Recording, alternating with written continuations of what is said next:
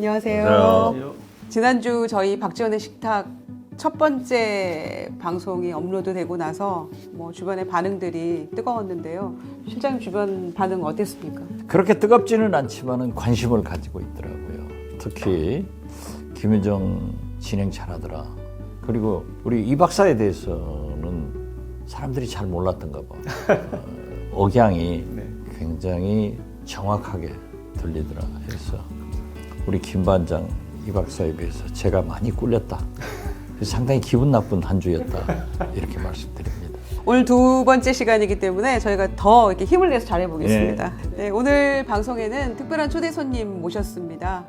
프레시안 정치부 팀장이신 곽재훈 기자님. 네, 안녕하세요. 곽재훈입니다.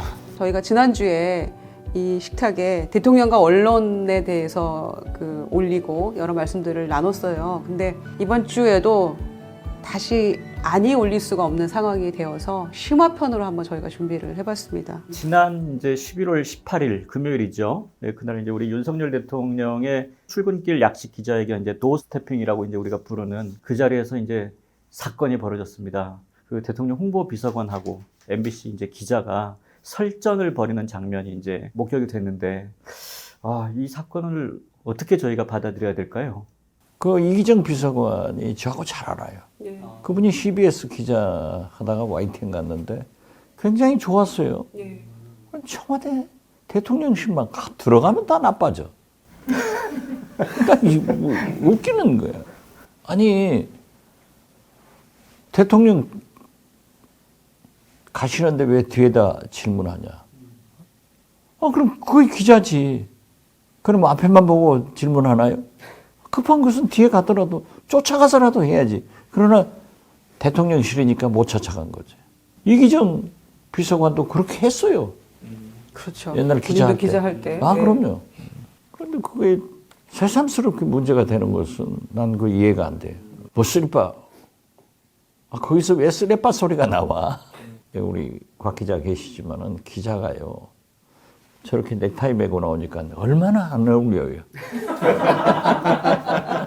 그렇잖아.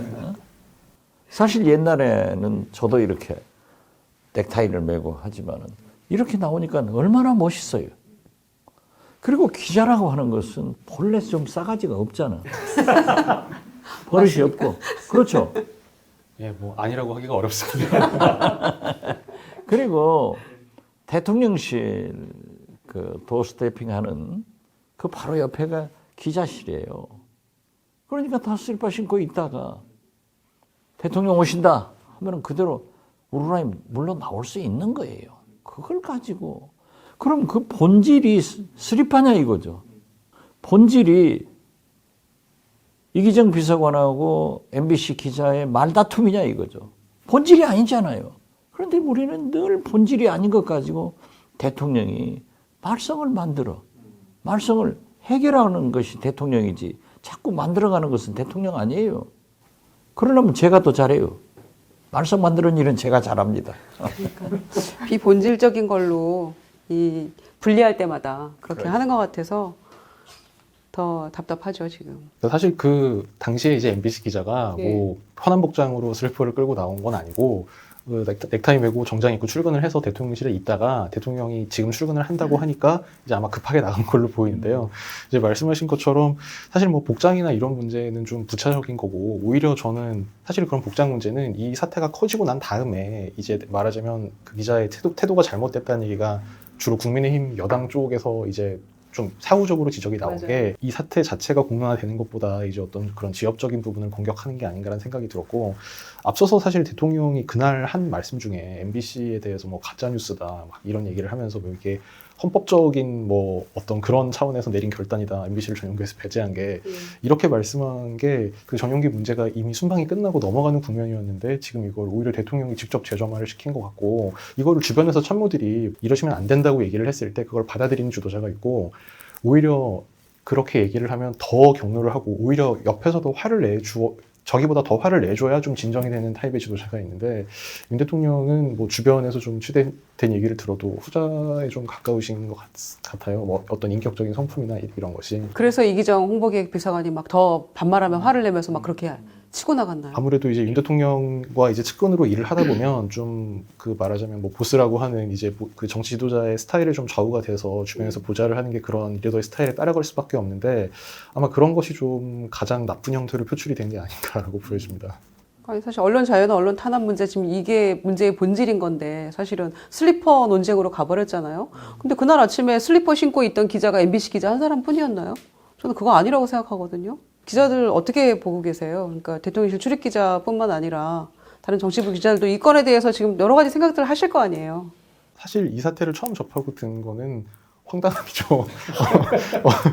이걸 대통령이 도어 스태핑을 하시면서 특정 언론사를 찍어서 무슨 막 마치 헌법의 어떤 헌법적 가치에 반하는 막 그런 중대한 잘못을 한 것처럼 말씀한 것도 좀 그런데 그거를 기자가 그럼 도대체 우리의 보도가 어떤 부분이 가짜뉴스냐, 어떤 부분이 조작이냐라고 물어보니까 대통령은 답을 안 하고, 뭐 대통령이 답을 안 하고 간 거는 뭐 충분히 그럴 수 있습니다. 근데 거기에 대해서 소위 말하는 무례하다는 취지로 그 언론, 그것도 공보 쪽 비서관이 기자에게 그렇게 지적을 해서 막 서로 설전이 이제 일어나고 심지어 그게 막 보도가 되고 막 풀영상까지 막 인터넷에 공개가 되고 이런 상황 자체가 좀 황당한 상황인 것 같아요. 아니, 그렇죠. 이제 정치인들도 그러잖아요. 국회에서 나오면은 와, 붙어가지고 얘기하다가 몇 마디 답변하고, 뭐 사실 좀 정치인들도 불리하면 답변 안 하고 이제 가는 거예요. 그럼 뒤에다 막 물어보죠. 그럼 못 들은 척하고 가면 되는 거지 뭐. 아니, 그러니까 저는 좀 이상한 게요. 그 소위 도어 스태핑을 아침 출근길에 할 때마다 그 이렇게 돌아서서 대통령이 이제 저쪽 엘리베이터 쪽으로 갈 때 뒤에다 대고 질문하는 기자들 굉장히 많았거든요. 그동안에도. 많죠. 다 그렇죠. 네, 많았는데 때로는 돌아서서 답을 해주고 때로는 그냥 뭐 못 들은 척하고 가기도 하고 이렇게 했었는데 굳이 이번엔 이렇게까지 이 사태를 키우는 게 이게 말이 되는가 싶어요. 그러니까 제가 윤석열 대선 캠프랑 인수위까지 출입을 했는데 사실 이 도어 스태핑이 윤 대통령 취임 이후에 용산에서 처음 시작된 게 아니고 인수위 때부터 앞에서 이제 기자들하고 했어요. 기자들 앉아 있는데 뭐 저도 믹스커피 한 잔 주세요 이러고 앉아서 한 10분 얘기하고 가고 뭐 이런 거는 당시에 상당히 좀 신선한 시도로 받아들여졌는데 네. 그럼 그때 이제 일어나서 갈 때나 아니면 그때 들어갈 때도 뭐 그때는 당선인 시절이니까 뭐 당선인이 막 기자들이 물어보면 그냥 한번 쓱 쳐다보고 씩 웃고 그냥 들어가시더라고요. 근데 당연히 그럼 기자들은 거기 뒤에다 대고 뭐 인선은 어떻게 하냐, 조각은 어떻게 하냐 막 질문 쏟아낼 거 아니에요. 저도 그렇게 했는데 네. 이 사태를 접하고 보니까 그때 제가 엄청난 무례를 많이 저질렀구나. 저희 예전에 MB정부 때 명박산성이라고 했었잖아요. 그 광화문 광장이 나올 때 집회 못하게 막고 뭐 굉장히 그때 탄압이 심했었는데 정청래 최고위원이 최근에 이 명박산성에 이어서 그 대통령실 도어 스태핑 하는 고 인근에다가 가벽을 설치했잖아요, 지금. 거기에 대해서 뭐 성렬 가벽이다 이렇게 지금 비판하는 얘기를 했거든요. 이런 비판이나 여기에 대해서는 어떻게 보고 계세요? 저는 그 가벽에 대해서는 네. 그러니까 가림막이죠. 네네네. 가림막에 대해서는 찬성을 해요. 아, 그러시고. 그게 멀쩡한 청와대를 버리고 용산으로 이사를 하면서 제일 자랑한 게 그거 아니에요. 기자실과 대통령 집무실이 같이 있다. 내가 출퇴근하는 걸 다 본다. 그건 아니에요. 이건 국가를 경영해보지 않은 미숙한 사람들이야. 그리고 대통령실에서 설사 그랬다 하더라도 대통령은 국가 원수는 공개할 일이 있고 공개하지 않을 일이 있습니다. 100% 다 공개하는 건 아니에요. 대통령실을 출입하는 국내외 인사들이 다 공개가 돼서는 안 돼요. 그렇기 때문에 나는 그 용산으로 이전하면서 참모들이 가림막을 했어야 된다. 아, 기자들보다 다 오픈되어 있는데 찍지 말라고 하면 안 찍으면 기자 아니라니까요. 그렇죠. 안 찍으면 안 되죠. 안 찍으면 네. 기자가 말 들어요? 그러니까 그 말이 있잖아요. 벼룩 세가마니를 목포에서 서울까지 몰고 오는 것보다 기자 3사람 끌고 오는 것이 더 힘들대요. 얼마나 성가신 사람들이야. 그러니까 찍지 말아야겠는데 찍었다. 그래도 그 기자도 옳은 기자고 찍은 기자도 옳은 기자고 찍지 말라고 한 대통령실 직원도 옳아요. 그렇기 때문에 나는 가림막은 잘했다. 저는 그렇게 봐요. 아니 근데 도어 스태핑 관련해가지고 이 윤석열 정부에서는 용산으로 이전한 가장 큰 이유가 도어스태핑이라고 얘기를 했거든요. 그런데 이제 그걸 중단하고 가벽을 설치했어요. 그 이후에 기자들 뭐 반응이나 뭐 어떻게 보고 계세요? 일단 뭐 대통령실에서 설명하는 거는 네. 그 가벽 설치는 도어 스태핑에서 일어난 그 대통령실 표현에 따르면 불미스러운 일과는 무관하다. 그 말했다시피 외국 정상의 이제 말하자면 비공개 일정이었는데 원래 이게 그 기자실이 있는 1층 대통령실 청사 입구가 그냥 언론에 완전히 오픈이 돼 있다 보니까 이제 이거를 필요에 따라서 좀 비공개하는 뭐 보안 사항이나 이런 게 있을 때 그걸 가리기 위해서 했고 그걸 뭐 항상 닫아두는 것도 아니고 뭐 약간 뭐 열고 닫을 수 있게 한다든지 약간 뭐 그런 식의 뭔가 지금 그런 공사를 하고 있다고 하는데요. 근데 어쨌든 말씀하신 것처럼 이게 시점이 너무 공교로운 데다가 그러니까 하필이면 지금이요? 그래서 용산 기자실 분위기가 뒤숭숭한데 거기에 가벽 설치하는 공사 망치 소리가 울려 퍼지고 있다. 이게 막 신문 지면에 나오고 있는데 스산하겠네요, 진짜. 그 망치 소리가 좀 되게 상징적인 장면인 것 같아요. 우리 해봤잖아요. 기자 하라는 대로 다 하면은 망해. 참조만 해야 되는 거야. 그리고 뭐 외국 사례도 보면은 이제 네. 미국 백악관에서도 예를 들면 대통령이 기자회견 같은 걸 하면 한국 기자들이 뭐 지금 대통령실에서 뭐 굉장히 뭐 뒤에서 소리치고 이제 이런 게 무례하다라고 하는데 유튜브에 보시면은 뭐 그 트럼프 대통령이 CNN 기자하고 설전 주고받는 동영상이 아직까지 네, 네. 올라와 있는데 바이든 대통령도 팍스뉴스 기자하고 팍 뭐도 예, 아무튼 제 말씀은 뭐 이런 기자들과 대통령 간의 소통이 이렇게 좀 때로는 그렇게 좀 격정적인 방식으로 오가는 게 뭐 이게 세계적으로 봤을 때 그렇게 크게 뭐 산도에 벗어나거나 이제 이런 것은 아니고 말하자면 처음부터 도어스태핑을 안 했으면 모르겠지만 기왕 하겠다고 한 마당에 그거를 좀 문제 삼는 건 좀 옹졸해 보이지 않겠느냐 뭐 그런 지적입니다. 기자를 거기다 도어 스태핑 하지 말고 저 같은 사람을 불러놓고 도어 스태핑 하면은 말씀하고 돌아가시면 뒤에다 인사하죠. 기자는 뒤에다 얘기하는 거야. 어떻게 됐든 지금 박지원의 식탁이 굉장히 가난합니다. 여러분들이 구독도 좀 눌러주시고 좋아요도 눌러주셔야 우리 수지가 맞고 음식이 좀 달라지는데 배고프니까 이거 준비했으니까 빵이라도 하나 먹어보세요. 도어스태핑이라고 하는 게 이제 다른 나라에서도 사실은 아까 말씀하신 대로 민심을 잘 듣기 위해서 또 국민들이 뭐가 궁금한지를 또 편하게 물어볼 수 있도록 이제 그렇게 해가지고 사실 만들어진 제도고 사실은 일본에서도 총리가 얘기하다가 가면은 뒤에다 대고 총리님 얘기해 주세요. 그 소리 지르는 거를 우리 국민들이 가끔 또 TV에서 다 보고 하니까 그거 이해하지 못할 사람이 없다고 생각하는데 하필이면 다른 이유를 들어서 못 박는 소리를 낸다는 게 그게 저는 국민들이 그걸 납득할 거라고 우리는 생각하거든요. 동방예의지국입니다. 기자가 나빠. 이거는 구중궁궐에서 탈피하겠다고 용산시대를 연다는 그 약속과 너무 정면으로 정반대. 배치되는 모습 아닙니까? 그러니까 비서관이 무함하다라고 하셨으니까 우리가 이제 저도 대변인 했지만 대변인과 또 기자 또 공보 업무 맡는 사람들과 기자 간의 관계는 굉장히 끈끈하기도 하고 자기 입장에서 막 논쟁을 하기도 하잖아요. 근데 이기정 홍보기획 비서관 같은 경우에는 본인이 기자도 해봤던 분인데 언론의 생리를 그렇게 모를 수 있을까요? 근데 그 이기정 비서관의 태도는 어떻게 보세요? 사실은 이 논란이 있고 나서 대협력 비서관은 사표를 냈잖아요. 본인이 책임을 지고. 이게 뭐 누구 수석, 누구 대변인 뭐 어떤 개인적인 차원의 문제라고 생각되지는 않고요. 네. 사실 지금 윤석열 정부 청와대가 아니라 윤석열 정부 대통령실에서 문제 중에 하나가 이 정말 DJ 대통령 때 이 박지원 실장님이나 아니면 뭐 좀 그렇게 좋은 사례인지는 모르겠습니다만 박근혜 대통령 때 이정현 홍보수석처럼 대통령의 마음을 잘 알고 그걸 기자들한테 잘 전달해주고 때로는 기자들이 궁금해하는 걸 받아서 대통령한테 뭐 이런 거에 대해서 좀 답변을 받아와서 기자들 다시 알려준다든지 그런 역할을 해줄 수 있는 참모가 지금 없는 것 같아요. 그러니까 일단 기본적으로 그 홍보 정무 파트에서 대통령의 신임을 받고 대통령 내심을 잘 알 수 있는 사람이 없는 것 같고. 그 검사 출신 쓰면 되지.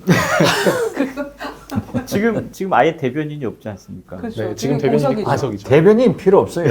본변인이 다 하니까. 본변인이 하거나 아니면 검사 출신을 임명하거나. 아니 본변인이 다 해서 지금 사실 이렇게 좀 우왕좌왕 아닌가요? 그래서 원래는 김은혜 홍보수석이 이제 그 기자들하고 그 말하자면 원래 이제 대선 때부터 그 계속 이제 소통도 좀 있었고 뭐 인수위 때도 대변인 역할을 하면서 뭐 스킨십이라 할까 좀 라포 같은 게 있었는데 지금 김은혜 수석은 그 미국에서 이른바 육설 파문 사태 이후로 뭐 거의 지금 대통령실 안에서 존재감이 없다 뭐 이런 평이 많습니다.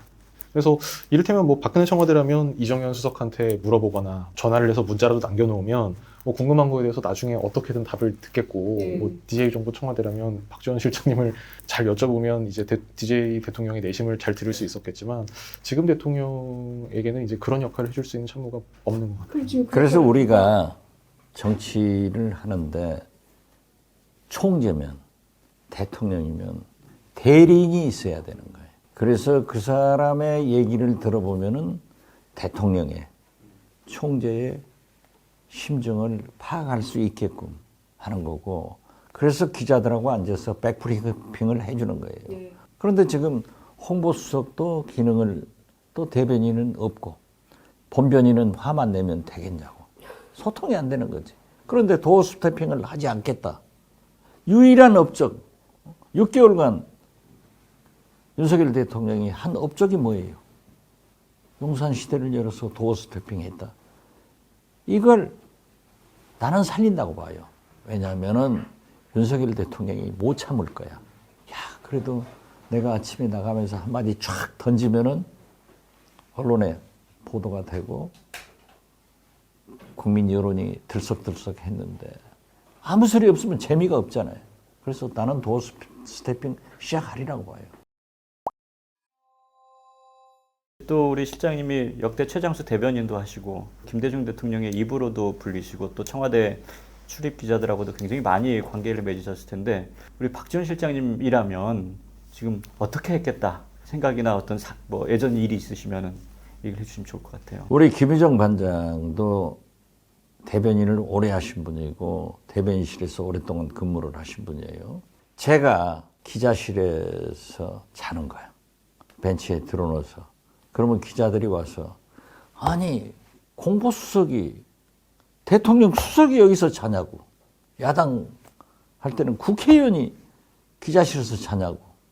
나도 하도 기자들하고 생활하다 보니까 피곤하면 거의 잔단 말이에요. 그런데 그걸 또 기자들이 대통령한테 꼬아 맞춰요. 아이, 수석이 와서 여기서 자고 있다고. 눈뱅이 치셨다고. 김대중 대통령 뭐라고 하시는지 알아요? 얼마나 열심히 일해서 기자들한테 서비스 하려고 하다 보니까 피곤해서 거기서 자겠냐고. 그러니까 좀 잘 도와주라고. 이렇게 하는 거예요. 서로 부족한 점을 채워주고 잘못하는 것을 격려해줘야 본변인과 대변인의 역할이 되는 거예요. 그런데 지금은 본변인이 다 말씀해버리잖아요. 대변인이 할 게 없어. 김은혜 수석도 MBC 기자로 다 펄펄 날리던 분인데 바이든 날리면 해가지고 완전히 소위 신용이 저하돼 버려서 크레딧이 없는 거야.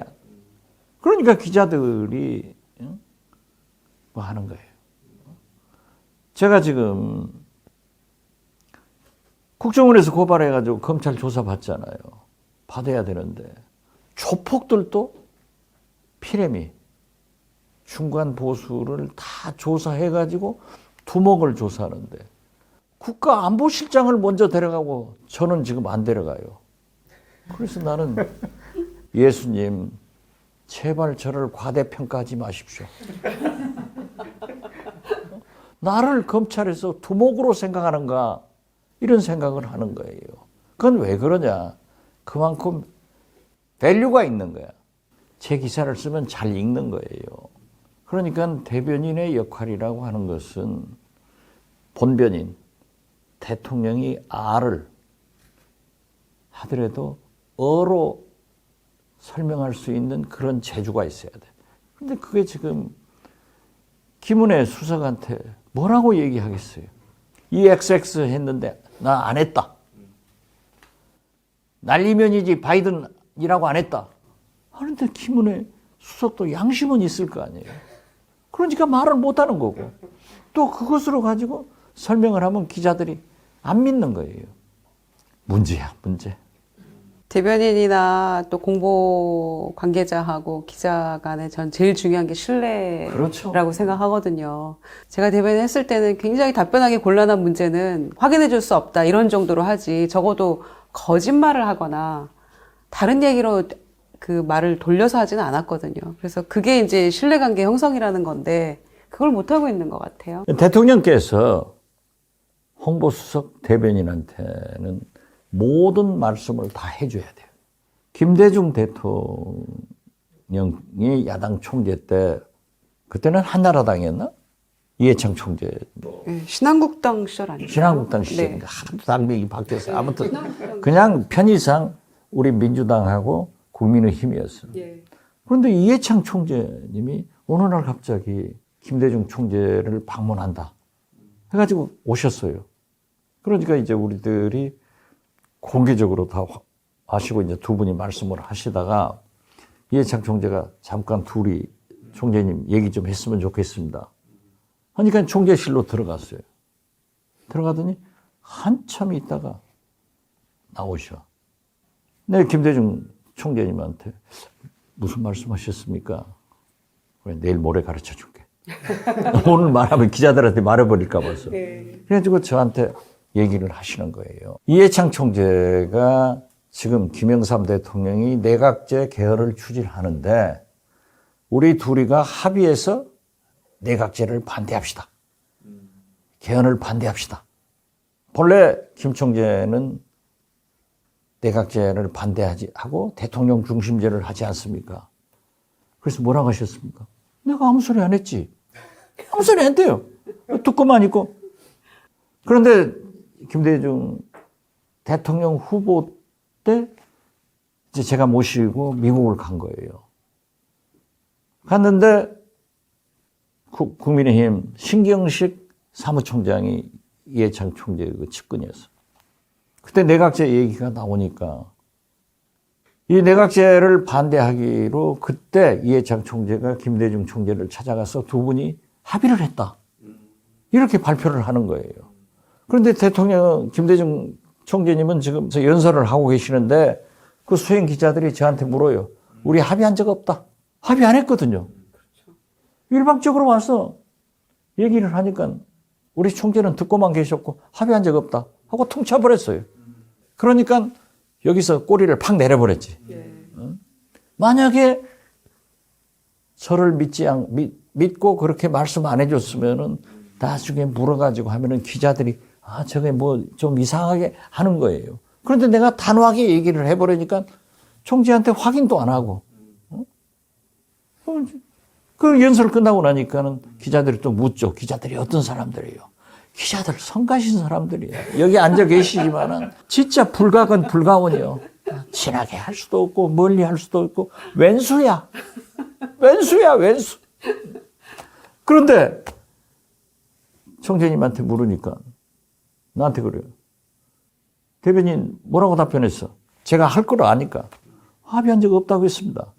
일방적인 주장이라고 했습니다. 그러더니 그 말이 많던데 왜 나한테 물어요? 끝내버리는 거예요. 그러니까 그런 신뢰관계가 대통령과 수석 간에는 있어야 된다. 그래서 기자들한테는 정확한 정보, 인포메이션을 줘야 그분들이 기사를 작성하고 그 기사를 국민들이 보고 읽으면은 신뢰가 가는 거다. 기자를 거짓말로 속이려고 하면은요, 저 사람들이 또 다 공부를 잘하고 머리가 좋아요. 또 눈치가 보통 빠른 게 아니야. 캐치해가지고 어물어물했다 하고 한마디 또 걸어가지고 조져놓으면은 이게 자기 사진, 자기 이름 나가지고요. 언론에 얻어맞으면 그것처럼 아픈 게 없습니다. 그렇지만 또 정치인들은 안 아픈 척하고 그냥 웃고 만나고 하는 거지. 저 왼수야, 왼수. 아니, 근데 사실대로 다 말을 하면 그런 문제가 안 생길 텐데, 어떻게든지 그 사실을 다른 방식으로 뭐 가리거나 하려고 하니까.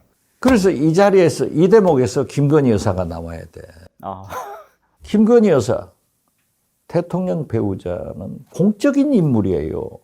그러니까 어디를 가시든지 청와대 출입기자, 풀기자를 공개를 시키면은 그 풀 기자가 사진을 찍고 그 풀 기자가 와서 무엇을 했다고 하는 것을 청와대 기자실에, 대통령 기자실에 다 같이 쓰거든요.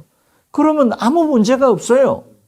그런데 공개를 하지 않고 대통령실 전속 사진사 자기들이 보도자료 만들어가지고 사진은 이걸 쓰고 말은 이렇게 했다. 그럼 그 기자들이 믿나요? 그러니까 찍어낼 것을 막 찾는 거예요. 거기서 걸리는 거 아니에요. 그래서 다른 건 없어요. 지금 말씀하신 대로 이 박사 아주 좀 다 공개를 하고 이건 아니다. 이건 아니다. 하면은 또 오프를 걸고 비보도로 설명을 해주면 안 해요. 기자들이 또 지식인이고 공부고 잘하고 인격자들입니다. 전에 말씀한 것은 잊어먹으세요. 그 기자들 입장에서는 정상 배우자들의 공식 일정이 있는데 그거를 빠지고 어딘가를 간다라고 하면은 근데 알려줄 수 없다라고 그러면 기자들이 아 그렇군요 하고 물러난 사람들이 아니잖아요. 네, 그러면 거기에 취재를 동반하든지. 그렇지. 근데 일방적으로 그건 비공개하면서 우리가 찍은 사진만 써라 이렇게 하면 그걸 기자들이 받아들이겠습니까? 그거를. 아니요. 김대중 대통령 후보 때 미국을 갔어요. 예. 미국을 가셔서 밤 11시 정도에 저하고 둘이 모처로 빠져나갔어요. 대통령님하고 두 분이서요? 대통령 후보, 네. 대통령 총재하고 후보, 예. 저하고. 그런데 거기에 미 정보기관의 고위 간부하고 만나기로 돼 있어. 그래서 일종의 사상검증 같은 것을 하는 거예요. 미국에서 김대중 후보의 사상은 의심스럽다라고 할 때가 있었습니다. 그러니까는 우리 거기서 만나자. 이렇게 하니까는 만났어요. 만나가지고 말씀을 하시는 거야. 그런데 내가 듣다가 나는 제틀렉, 시차를 극복을 못하니까 그대로 자버렸어요. 그런데 한 2시간 있다가 총재님이 저를 깨우더라고요. 그런데 보니까 그 미 정보기관에 아주 높은 사람은 가버렸어. 이 사람아, 여기서 그렇게 쿨쿨 자. 그래서 내가 그랬지. 아니요, 총재님. 제가 들어서는 안 될 것 같아서 자버렸습니다. 그러고 왔는데 거기 수행한 기자가 이걸 안 거야. 어떻게 알았을까요? 어떻게 알았는지 모르지. 아무튼 모든 해외 순방 나가면은 총재의 일정 시간표로 나오는데 이 시간이 없어서 총재님이 숙소에서 10시부터 쉬시는구나 하고 가서 봤더니 안 계시더라 이거야. 그리고 박지원 대변인도 없더라. 두 분이 어디 갔다 왔냐. 그래서 호텔 앞에서 지키다가 우리 차가 내리니까 딱 보고 이제 따라 붙는 거야. 도스태핑이네. 그래서 내가 야 이건 절대 말하지 마라. 그러면 어디 갔다 왔다고 쓰겠다는 거예요. 언론사의 특정 경쟁이 붙으면은요 살아남을 정치인이 없고 어떻게 해서든 잡힙니다. 네.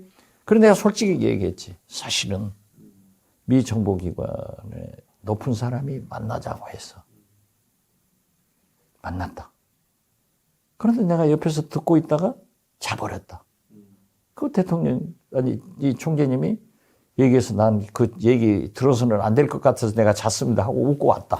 근데 이걸 쓰지 마라. 그렇게 비보도를 진정으로 요구하면 안 써요.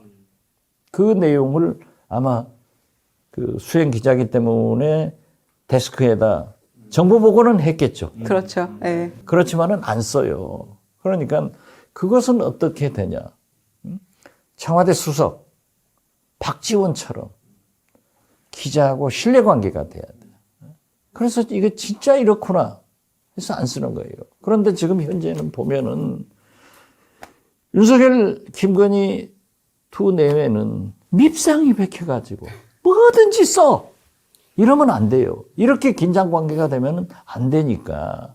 이게요, 보수 언론 기자나 진보 언론 기자는 서로 없을 때는 비난을 합니다. 그런다고 대변인이 그 안 보는 보수 언론 앞에서 진보 기자를 비난하면은 이 사람이 뭐라고 하냐면 초록은 동생이라. 기자한테 그러면 안 되죠. 화를 내요. 이게 절대 조심해야 돼. 그래서 대변인이 참 어렵습니다. 참 어려워요. 그런데 그런 신뢰관계를 가져야 되는데 지금 대통령 내부는 다 밉상이에요. 그래서 내가 얘기한 대로 MBC 기자 내일쯤 도스태핑 하겠다 해서 딱 나타나면 거기 나올 거 아니에요. 이래봐. 왜 그걸 가지고 잘해. 탁탁 등 때리고 가면은 내일 그냥 뉴스가 하루 종일 윤석열 대통령 지지율을 이렇게 올리는 비법들을 오늘 얘기해 주고 계신 거예요. 내가 국민의힘에 입당하려고 원서냈는가? 아니 정치를 그렇게 하라 이거지. 좁쌀 정치, 밴데기 속 정치를 해서 돼요? 큰 정치를 해야지. 그래도 12구 참사, 이태원 참사의 국정조사를 받아들였다고 하는 것은 대통령이 잘하셨다. 그러니까 지금부터라도 큰 정치 하는데 대검을 포함하냐 안 되냐 이것은 큰 문제 아니에요. 그것도 여야가 잘 조정해서 해나가도록 잘 했으면 좋겠다. 이러면 이 방송이 나가면은 청와대 대통령실장이나 정무수석이나 홍보수석이 저한테 전화를 해야 돼요. 아 진짜 좋은 말씀해 주셔서 감사합니다. 그런데 좀 평상시도 좀 도와주십시오. 이게 정치예요. 웃는 얼굴에 어떻게 침을 뱉어. 이런 게 딱 없어져 버렸어요. 정무수석은 뭐 하고 있을까요? 홍보수석도 그렇고. 좋게 생각합시다. 근데 실장님, 노무현 대통령님은 굉장히 사실 소통하고 뭐 이런 자리를 많이 가지긴 했는데 또 반면에 언론하고 상당히 좀 대결구도에 있었던 거 아닌가. 그 언론과의 관계에 대한 어떤 노무현 대통령님의 고민 이런 거 어떻게 읽으셨어요? 저는 노무현 대통령 때는 대북송금 특검으로 감옥에 있었으니까 잘 몰라요. 죄송합니다. 잘 몰라요. 그런데 아무튼 노무현 대통령은 솔직하잖아요. 네. 참지 않고 뱉어버려요. 그러니까 기자들이 좋아하는 거예요. 그리고 굉장히 정의로운 얘기를 하는 거예요. 그 해수부 장관을 할 때 제가 정책기획수석, 나중에는 이제 비서실장을 하는데 조선일보를 막 공격을 해버리더라고요. 그때 우리하고 굉장히 나빴거든요. 이제 노무현 대통령이 조선일보에 대해서 세게 얘기를 했어요. 그런데 김대중 대통령은 조선일보를 극복하지 못하고 우리 정부가 어떻게 성공할 수 있느냐. 네. 김대중 주필을 설득하지 못하고 어떻게 성공할 수 있느냐. 그러니까 저를 보내서 계속 설명을 해주라는 거예요. 그래서 제가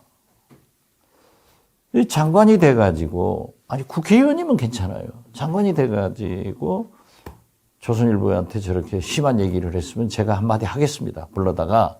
근데 내가 셌으니까. 그랬더니 김대중 대통령이 간도. 노무현 장관이라도 그런 말을 해야 돼. 하더라고요. 그래서 나중에 김중권 비서실장이 당대표로 갔을 때 또 난리를 쳤어요. 그래서 또 내가 얘기를 하니까는 놔두라고.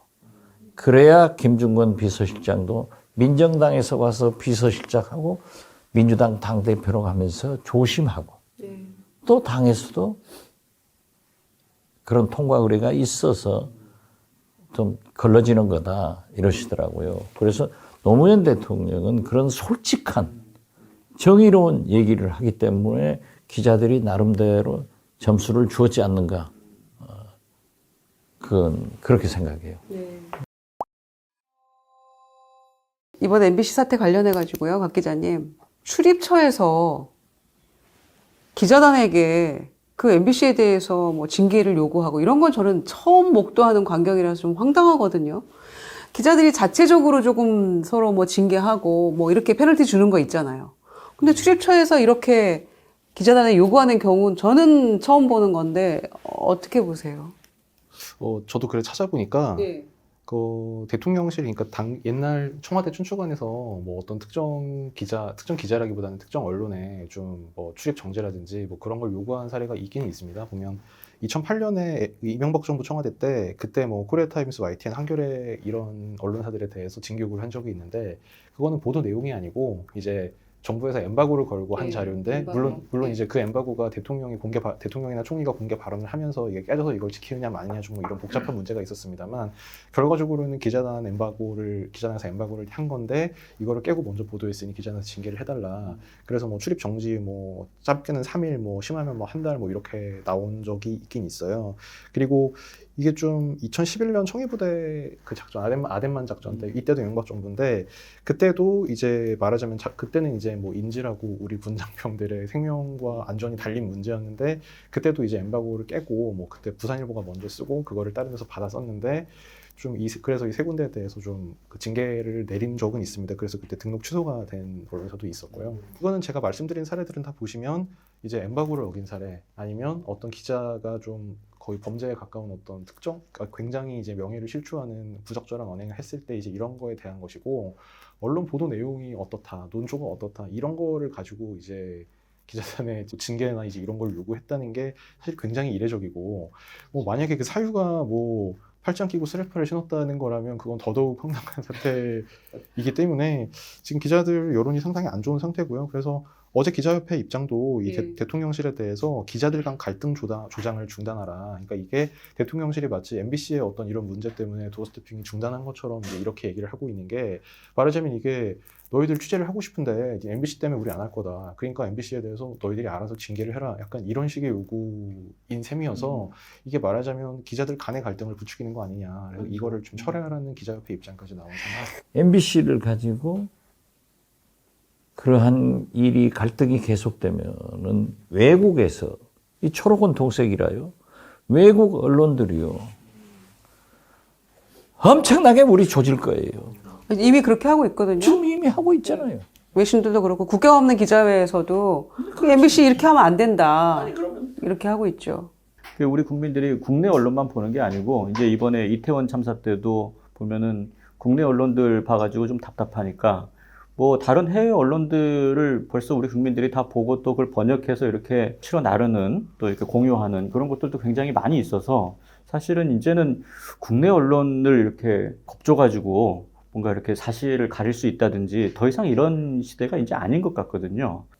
꼭 내가 들어가서 해야 되는데.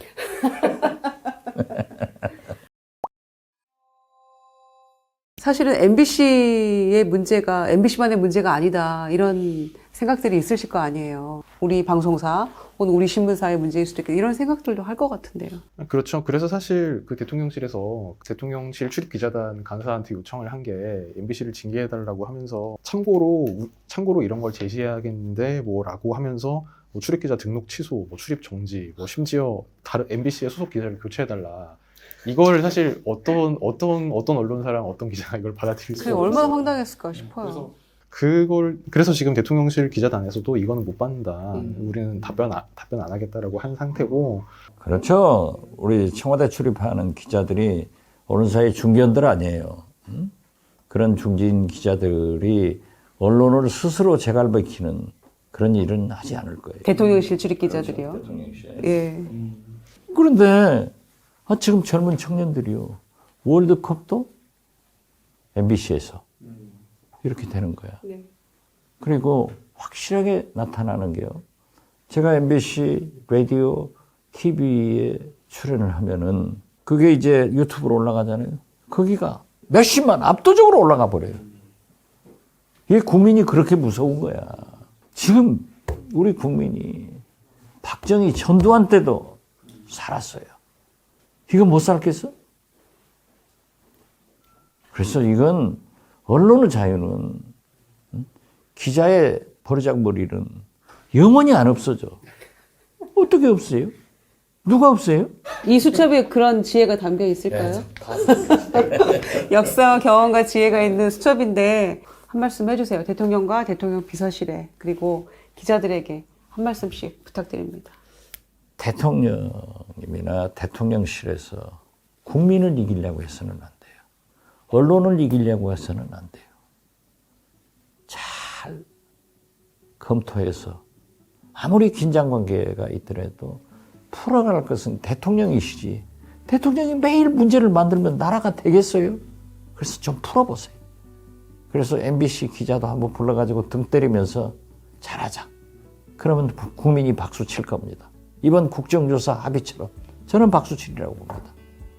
충성! 박지원의 식탁, 어떤 제약과 검열도 없는 솔직한 그런 자리이죠. 앞으로도 여러분이 궁금해하시는 그런 이야기 메뉴들을 잘 준비해서 시원하게 요리조리 뜯어보고 맛보는 시간 가져보도록 하겠습니다. 저희는 다음 시간에 다시 뵙겠습니다. 구독과 좋아요 누르라고 해야지. 구독, 좋아요 필수입니다, 여러분. 꼭 부탁드릴게요. 저희는 다음 시간에 다시 뵙겠습니다. 감사합니다.